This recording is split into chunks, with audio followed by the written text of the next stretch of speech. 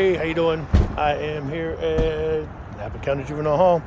Well, actually, it's Napa County Juvenile Hall, but it's for Napa Court. I had a court hearing this morning at the historic courthouse in downtown Napa. The issue, as I've mentioned before, is the bigamy, the annulment, the dissolution of marriage, and how bigamy makes things complicated. So here in California, bigamy is illegal in the country everywhere you go. It's a federal offense. It's also a felony or a misdemeanor, so it's considered a wobbler. If you don't know what a wobbler is, they call it a wobbler because it could be positioned as either or when it comes to accountability. So the respondent in this divorce proceeding, we had court, I believe it was 1/26/23. Our first day in court for the divorce. Divorce was filed March 20 something or other of 2022. It took us that long to get into court, not because of the court system itself, but because of other unforeseen issues. And so after that day, the day before, she had retained an attorney. I met with him that morning, kind of sidewinded by the attorney, and we discussed the bigamy issue, and I told him the relevance of it to the matter. So come to find out, like last week, he hits me with some paperwork that says they have a hearing. Well, he says this morning that he's not party to that action, but he sent me this paperwork. And it says in the paperwork that at the advice of counsel that she requested an annulment from the person that she is married to. Before she was married to me and before that was dissolved. Now that's where things get complicated from all the research I'm doing, because I've went to legal aid, I've called attorneys, I've gone here and there. So when it comes to bigamy, there's a void marriage and then there's voidable. So when it's void, it's not valid from the outset. So from the very beginning, ab initio, meaning from the beginning. But if there's certain caveats to change that from void to voidable. And when it's voidable, one has to go in front of a judge and have it voided before they can go marry somebody else. So they would still be bigamous, and the person that they married would be in an invalid marriage that needs to be voided. But when you're married to somebody and there's bigamy involved, or a void marriage or voidable, people would normally lose those rights that they have in a marriage dissolution, like, quasi asset, property asset splitting,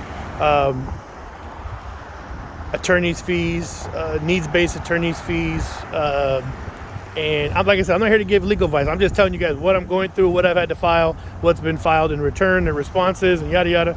So I'm not here to give legal advice. Let me just put that out there first. I'm just telling you guys what I've gone through and what I've had to deal with. I'm not represented. I don't have the money for it. I'm self-represented, unfortunately, for now.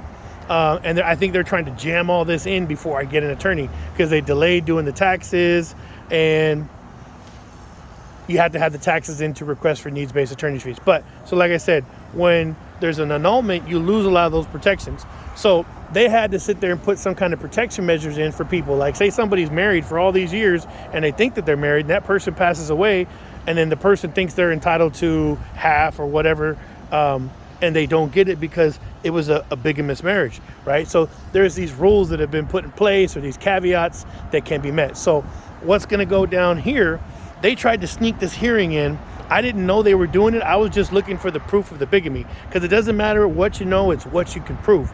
And so when somebody does a marriage confidentially, only the two people on the marriage certificate can actually access that. But there's something important about that right there, getting a confidential marriage. So for whatever reason, which will be discovered in the courtroom right here, those two people that committed this act sought to hide their marriage under confidential marriage. So you can still go to the county recorder's office and ask that they do a diligent search to see if there's a confidential marriage on file. Then they'll give you this document that says that, yes, there is a confidential marriage on file. You bring that to the court, which is what I was asking to do the last time I was in there, and ask that the judge make an order. Then you get that order, you take it to the county recorder's office, and they will release the marriage certificate, so you can side it up with your marriage certificate and see if that person was married when they married you. If there's no dissolution of marriage in between, they're guilty of bigamy.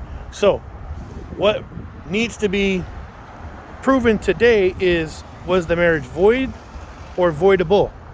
And I say it was voidable because there was certain that those little caveats that are needed are met. What the respondent did was tried to sneak a little hearing that was it's going to take place in 2 days. So had I not had my hearing today, ab initio, if they would have been granted, all they did was sent notification for the annulment to the other person they conspired to commit this crime with or do this act. And all that's going to be resolved here in the courtroom. The evidence is already on file. It's pretty compelling, I would say. But the judge, the respondent's attorney was like, "Oh, I'm not party to that. We already filed." They filed their motions that have not met the burden of proof, none whatsoever. And so I'm here to ask that the judge nullify this marriage, me to be found as the putative spouse, based on the reality and the evidence that this was a voidable marriage. So that, theirs was a voidable marriage. So she should have voided that beforehand. And she's asking for an annulment from this person years past the statutes of limitation on that. And I don't want to put too much out there, but look, if you do a confidential marriage, you sign under penalty of perjury that you are living together as husband and wife. So now her position and premise to try to get her needs met in this circumstance are saying that she was frauded. When if you look at the evidence, pretty clear they committed this fraud together because they were arrested for these crimes. She was supposed to keep this dude from committing crimes. She was arrested with him later on for crimes, pled guilty, got a PC 1000, which is kind of like a deferment. From what I'm reading from the evidence, it looked like she was concerned about a Fed case. He was charged with federal crimes and sent to jail. And so she was concerned about a Fed case. So I'm just assuming or thinking, we'll have to find out when we go into court, maybe this was done so that she could not be compelled to testify against her or vice versa. But we'll have to find out. And we are here at the Napa County Courthouse. We're at Juvenile Hall because they couldn't do it over there at the Napa Courthouse downtown. So at 2:30, we'll find out.